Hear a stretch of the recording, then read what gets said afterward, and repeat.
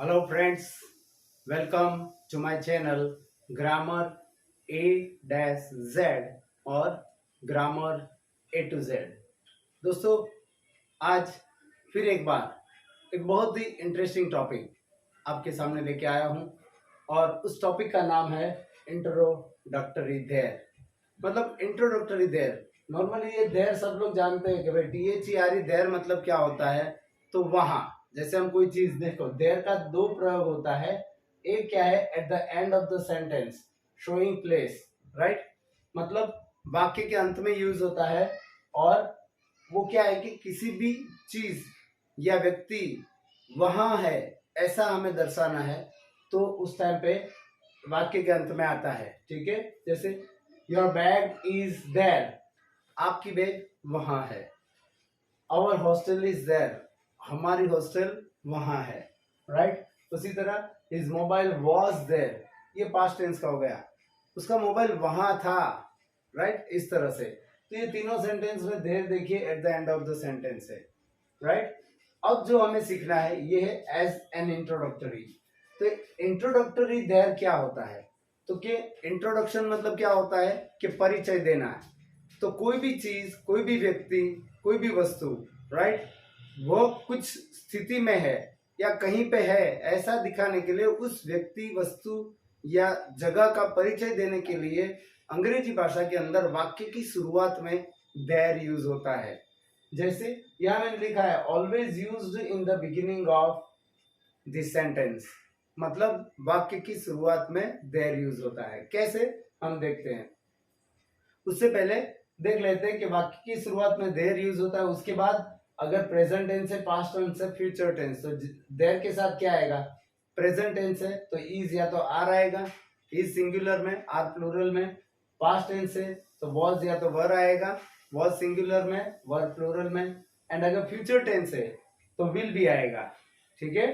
और यहाँ पे है, इसके साथ क्या आएगा, तो इसके साथ देखिए in, on, near, after, before, in front of, behind, across, between, among, our, over, with and without, etcetera etcetera etcetera. मतलब ऐसे बहुत सारे प्रीपोजिशंस यूज होते हैं और उस प्रीपोजिशन के बाद कोई भी वस्तु है उसका नाम है, कोई भी जगह का हमें निर्देश करना है तो वो आएगा।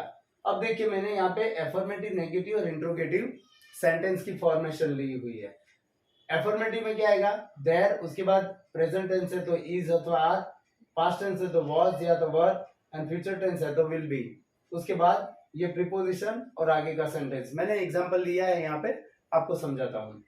सेकंड है नेगेटिव सेंटेंस। अगर नेगेटिव सेंटेंस है तो देयर, उसके बाद प्रेजेंट टेंस में इज आर, पास्ट टेंस में वॉज या वर, फ्यूचर टेंस में विल बी, और उसके बाद नॉट, उसके बाद preposition and other words. Interrogative sentence है तो ये जितने भी सपोर्टिंग वर्ब है, am is are, was were, will be, right, ये आगे आ जाएंगे। उसके बाद देयर यूज होगा और उसके बाद प्रीपोजिशन और आगे के शब्द, ठीक है। और इनके भी देखो 15 WH क्वेश्चन, मतलब ये जो इंट्रोगेटिव है उसके बाद WH क्वेश्चन भी बनेंगे। मैं आपको समझाता हूँ एग्जांपल में, राइट। तो मेन चीज ये है कि ये जो फॉर्मेशन है इसके आगे खाली WH क्वेश्चन लग जाता है। अब पहले समझते हैं कि इंट्रोडक्टरी देयर अंग्रेजी भाषा में कैसे यूज होता है। कोई कोई वाक्य ऐसे होते हैं कि जो मैंने यहाँ पे लिखे, देखो ancient temple is across the river. अब मैंने यहाँ पे इज लिया है, नहीं लिया होता तो भी ancient temple across the river, ये सेंटेंस कुछ अधूरा सा लगता है वहां पे। मतलब हम सेंटेंस, एक्चुअल में ये पूरा सेंटेंस है लेकिन जो लिखावट है उसके फॉर्मेशन ऑफ सेंटेंस जो है वो कहीं पे जो है सही नहीं लगती है। तो फॉर्मेशन ऑफ सेंटेंस, तो वाक्य को एकदम अर्थपूर्ण बनाने के लिए अंग्रेजी भाषा में कुछ कुछ वाक्य ऐसे हैं जहां पे धैर्य से प्रयोग किया जाता है। अब देखिए दोस्तों, ये जो इंट्रोगेटिव सेंटेंस है इसके आगे कोई भी WH हम यूज करके उसका भी WH क्वेश्चन बना सकते हैं। हु है, व्हाट है, वेयर है, व्हेन है, व्हाई है, how, how many, how much, इस तरह से। तो देखिए यहाँ पे जो मैंने कुछ एग्जांपल लिए हुए, टोटल मैंने 8 एग्जांपल लिए हुए, ठीक है। समझते हैं। पहला एग्जांपल क्या है, ancient temple across the river, या तो ancient temple is across the river. तो ये वाक्य देखिए कुछ मतलब अधूरा सा लगता है, जैसे मतलब कुछ कमी लगती है इस वाक्य में।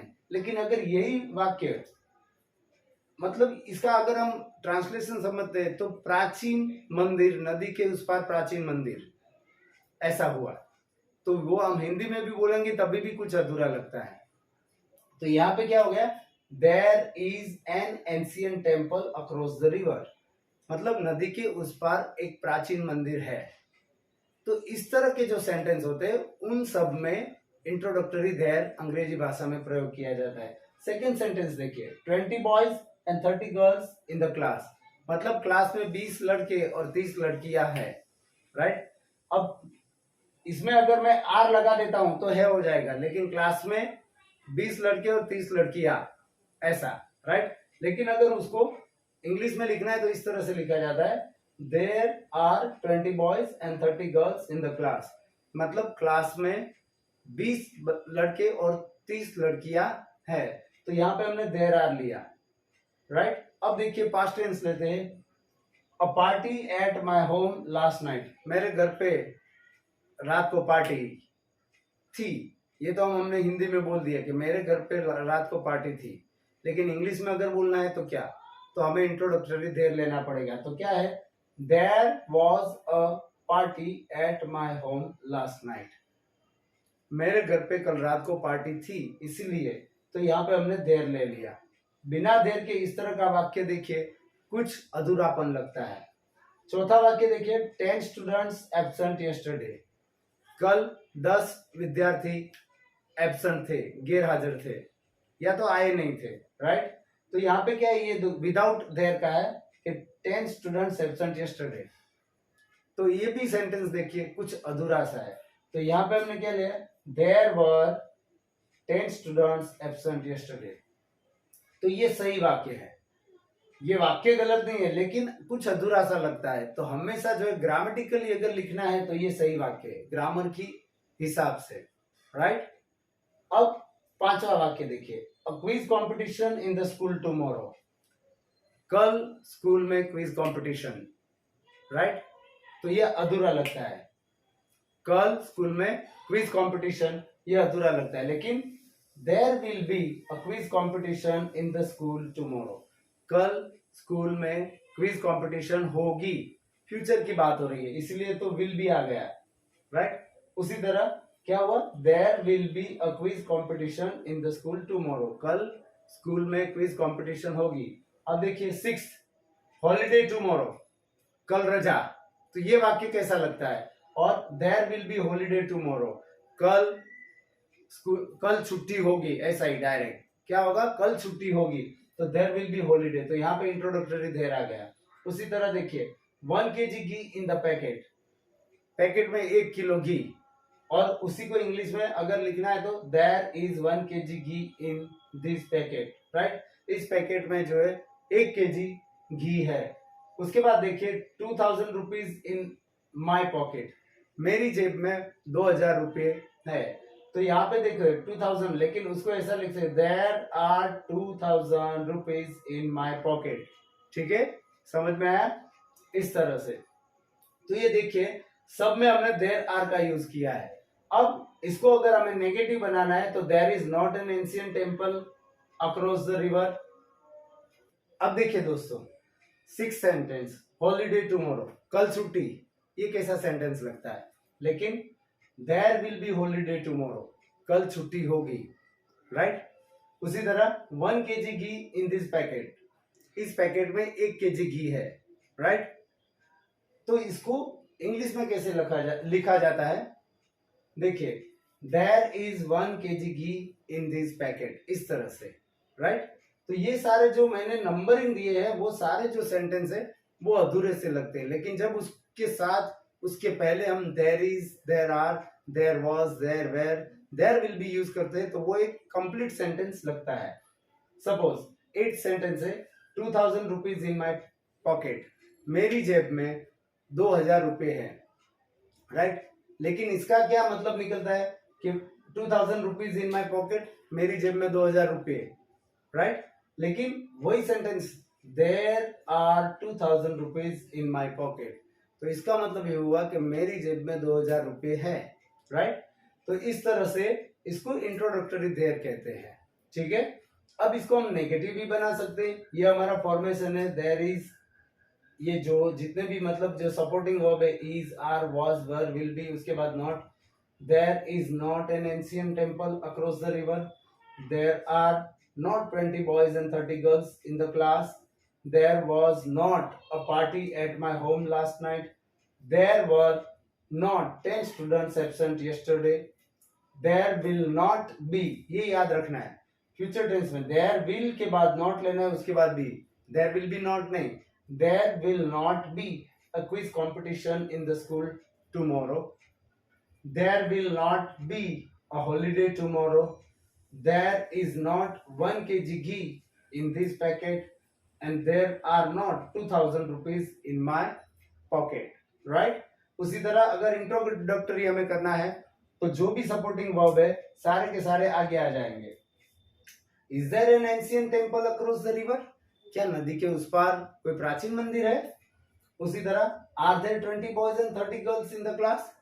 क्या क्लास में 20 लड़के और 30 लड़कियां हैं?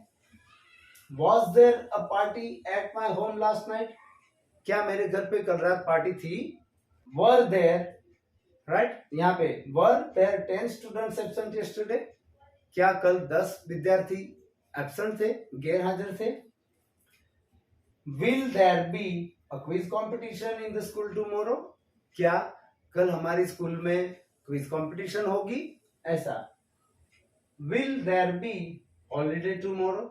क्या कल छुट्टी होगी? Is there 1 kg ghee in this packet? क्या इस पैकेट के अंदर 1 kg घी है? Right? Are there 2000 rupees in your pocket? क्या तुम्हारी जेब में 2000 रुपये है? इस तरह से। तो ये इंट्रोडक्टरी देयर है, इसका एफर्मेटिव, नेगेटिव, इंट्रोगेटिव हम इस तरह से बोल भी सकते हैं, लिख भी सकते हैं। अगर हमें स्पोकन इंग्लिश भी करना है तो जितने भी ये विदाउट क्रियापद जिसको हम बोल सकते हैं विदाउट वर्ब, ये सारे सेंटेंस बनते हैं। तो हम बोलने में भी इसका यूज कर सकते हैं। इसी तरह से छोटे छोटे सेंटेंस हम अपने आप खुद बना के स्पोकन इंग्लिश की प्रैक्टिस कर सकते हैं, ठीक है। अब यहाँ पे लास्ट हमारा जो पॉइंट है, WH क्वेश्चन। तो जैसे मैंने टेंसेस में, मेरे सारे टेंसेस की जो वीडियो है सब में मैंने WH क्वेश्चन के बारे में बताया हुआ है। तो ये देर वाले भी जितने भी सेंटेंसेस है सब में WH क्वेश्चन बनेगा। जैसे मान लो कि there is an ancient temple across the river, तो what is there across the river? नदी के उस पार क्या है? तो ये क्या हो गया? Is, are, was, were, will be, there पीछे आता है तो आगे क्या आ जाएगा? WH वर्ड आ जाएगा। What, where, when, why, how many, how much, right? इस तरह से। तो देखिए what is there across the river, नदी के उस पार क्या है? देन यहाँ पे क्या है? There are 20 boys and 30 girls in the class. तो how many? Countable noun है, तो how many boys and girls in the class, right? उसके बाद there was a party at my home last night. तो what was there at your home last night? ऐसा, तुम्हारे घर पे रात को क्या था? बराबर। There were 10 students absent yesterday. तो how many students were absent yesterday, right? उसके बाद there will be a quiz competition in the school tomorrow. तो what will be there in the school tomorrow? कल स्कूल में क्या होगा, right? इस तरह से। अब यहाँ पे there will be holiday tomorrow. तो what will be there tomorrow, right? कल क्या होगा? क्या कल हॉलीडे होगा? नहीं होगा, ऐसा। तो what will be there tomorrow? उसी तरह 1 kg ghee in this packet. तो अभी ये घी है तो घी अनकाउंटेबल नाउन में आता है। तो how much ghee is there in this packet? ठीक है। उसी तरह देखो ये समझना बहुत जरूरी है कि there are 200 rupees in my pocket. अगर हम 2000 there are 2000 rupees in my pocket, मेरी जेब में 2000 रुपया है। लेकिन अगर आप मच मनी शब्द का प्रयोग करते हैं, खास ध्यान दीजिए, जब भी आप वाक्य में मनी, MONEY, मनी शब्द का प्रयोग करते हैं तो आपको मनी के साथ मच वर्ड यूज करना है, मैनी नहीं। क्योंकि मनी के साथ मच ही यूज होता है, MUCH, ठीक है। तो how much money is there in your pocket, ये एक सेंटेंस हो गया है कि how much money is there in your pocket, तुम्हारी जेब में कितना पैसा है, ठीक है। लेकिन अगर आप रुपीज वर्ड यूज करते हो इंस्टेड ऑफ मनी, तो आप how many rupees are there in your pocket, ऐसा, ठीक है। तो ये खास याद रखना, इंग्लिश लैंग्वेज में मनी जो काउंटेबल नाउन है, मनी जो है मतलब हम पैसा गिन सकते हैं, राइट। तो काउंटेबल नाउन होने के बावजूद भी मनी वर्ड के साथ मच यूज होता है इंट्रोगेटिव सेंटेंस में। How much money is there in your pocket, I repeat, how much money is there in your pocket, ठीक है, ये याद रखना है। तो दोस्तों ये छोटा सा लेकिन बहुत ही इंटरेस्टिंग टॉपिक आज हमने देखा, और यही शुरुआत है इंग्लिश लर्निंग की, कि ऐसे छोटे छोटे वाक्य आप खुद बना सकते हो। जरूरत है कि आज जैसे आपने ये टॉपिक जाना, अब इस टॉपिक रिलेटेड जो है आप गूगल में सेंटेंस इंट्रोडक्टरी देयर आप लिखिए गूगल में, तो आपको देयर रिलेटेड जो है सेंटेंस मिलेंगे, उसको सॉल्व कीजिए, एक सेंटेंस को अलग अलग सेंटेंस में कन्वर्ट करना कीजिए। एफर्मेटिव है तो उसका नेगेटिव बनाइए, इंट्रोगेटिव बनाइए, उससे कौन सा WH बनता है ये देखिए, उस तरह से आप प्रैक्टिस कीजिए, because practice makes the man perfect, ठीक है। आज के लिए इतना, मिलते हैं अगली वीडियो में और एक इंटरेस्टिंग टॉपिक जिसका टाइटल होगा इंट्रोडक्टरी ईट। अंग्रेजी भाषा में कुछ सेंटेंस ऐसे हैं जिनकी शुरुआत इट से होती है, वो कौन से सेंटेंस है सीखेंगे हम अगली वीडियो में। दोस्तों अगर आपको मेरी ये वीडियो अच्छी लगी है तो मेरी वीडियो को लाइक कीजिए, चैनल को सब्सक्राइब कीजिए, बेल आइकन दबाइए, और सबसे जरूरी चीज अपने फ्रेंड्स रिलेटिव्स जो भी डीप में अच्छी तरह से point wise one point each and every small point wise जो ग्रामर सीखना चाहता है, तो उनको उनके साथ मेरी ये लिंक शेयर कीजिए। धन्यवाद।